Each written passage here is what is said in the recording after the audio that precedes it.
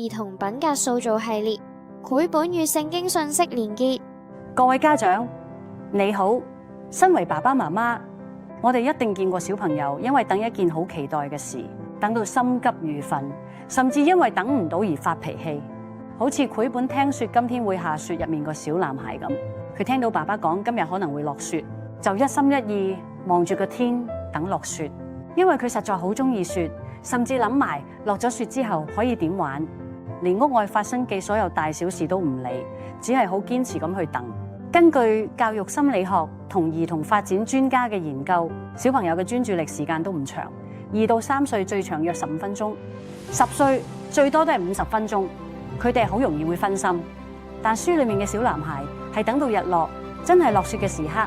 呢種堅毅對成長非常重要。而聖經希伯來書3章14節亦提醒我哋，只要我們將起初確實的信心堅持到底，就在基督裏有份了。生命唔係只有目標，等待嘅過程同樣係上帝嘅恩典。人生唔係次次都心想事成，有時真係會得個吉。但經文話要堅持到底，呢份意志力唔係靠自己，係靠住主。我哋可以透過呢本書教小朋友學識信靠上帝，